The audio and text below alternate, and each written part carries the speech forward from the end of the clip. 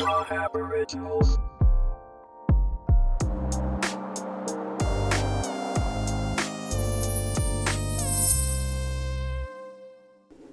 Hello, welcome back to another episode of Talk Mode.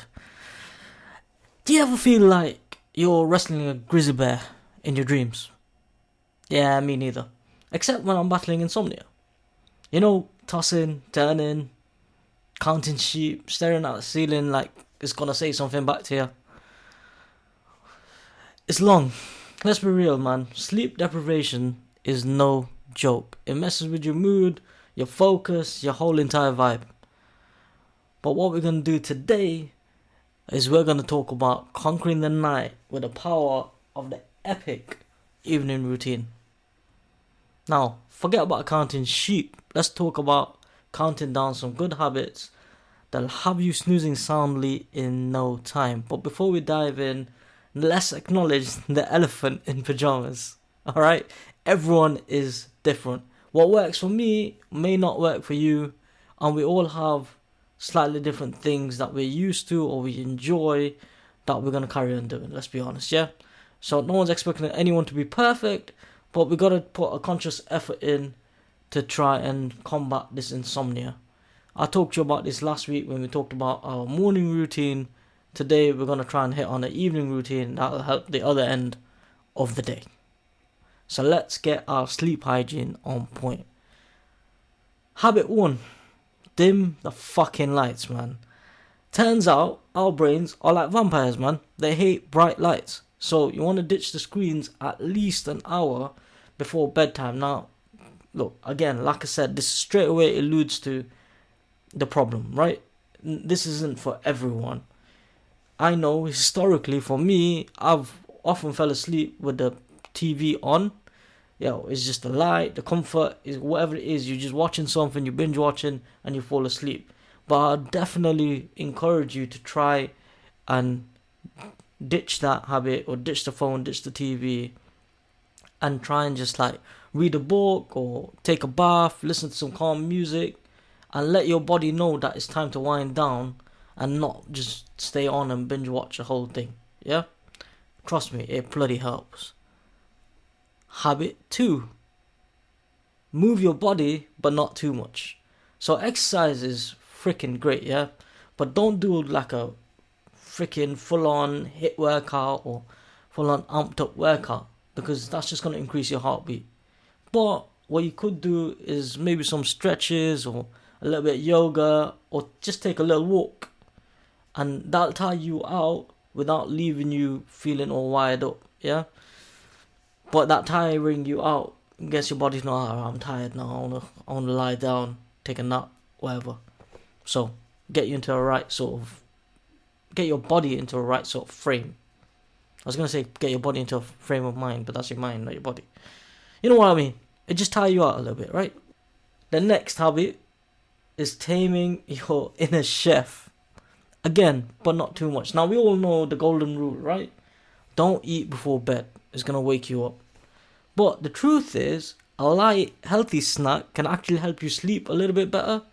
Just avoid any greasy foods or any sugary treats that are going to like either get you hyper and then on the other side, keep your digestive system busy all night, which might keep you awake, yeah?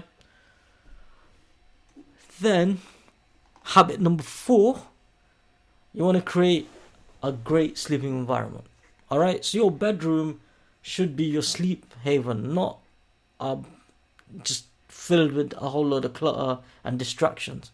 Make sure that the environment is cool. So even in the winter, crack a little bit of window open, get some fresh air in there. Make sure it's dark. And if you're following my tips about not watching TV and stuff, then you want to make sure it's quiet. Now, you want to spend a little bit of money here if you can. I'd invest in some blackout curtains, maybe some earplugs if you got other people you're living with that are a bit noisy, or your neighbors are noisy, and make sure you got a comfy mattress. Yeah, your future self will thank you for that. Then habit number 5, I say, is relax your mind. Yeah, we talked about this with our morning routine, but it also applies on this end of your day. Meditation, journaling, deep breathing, whatever kind of mindfulness habits you have, I'd use them at this point. Yeah, this is your weapon against your normal stress and worry that might keep you awake during bedtime. Yeah, so spend some time clearing out your thoughts from the day and focusing on just the moment. Is a good way to just, when you write it down, it takes all that stress you had in the day and take it out and put it onto paper, and then that hopefully clears your mind and allows you to have a calm mind, which leads to a calm body, and then hopefully leads to a calm sleep.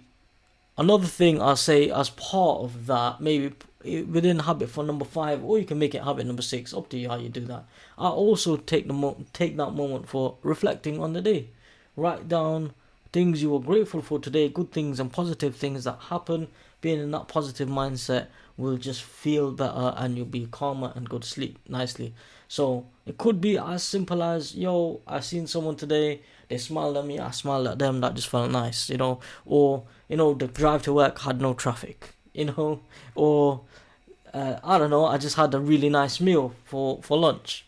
I don't know, it could be little things, tiny things, but just putting those positive things in your head and finding those things that you're grateful for today will allow your mind to just be positive, and then that helps you sleep. As a bonus tip, I'm going to say don't hit snooze. Yeah, we talked about this last week a little bit on the morning routine episode, but it's tempting to hit the snooze button so you get that extra few minutes, but what it does is throws off your sleep cycle. So you know that feeling, right, where you wake up and you look at the time and you're like, oh damn, my alarm's not for another 5 minutes, 10 minutes, bloody hell, I can sleep. And then you force yourself to try and get those 10 minutes in because you feel like you're losing something if you don't. That's like the worst thing you can do, because now you waking up 10 minutes before your alarm is your body saying, yo, you're doing well right now, this is your routine, this is the time you normally wake up, let's wake up. And instead of taking that as a positive, we sit there in bed like, oh no, I can get another 10 minutes, I got enough time. Nah, that's not what you should do. At that point, you want to just get out of bed. Even if it's just for a few minutes to signal your body that it's time to wake up. If you don't, it just leaves you feeling groggier. Now remember, creating an evening routine is a journey, man. It's not a sprint. So, same as your morning routine, you need to be patient, need to experiment with all the different tips and find out what works best for you, because, everyone's different, as I mentioned at the top of it. And before you know it, you'll be sleeping like a baby, man. Unless you actually have a baby. In that case, I can't help you. Good luck. Right. So, are you ready to conquer the night? What I want you to do, man, is try this out. Try out a sleep routine. Try a few different ones. Experiment. See what works for you. And share your sleep struggles and evening routine tips down in the comments below. Remember, a good night's sleep is the foundation for a kick-ass day. And until next time, I want you to sleep tight, dream big.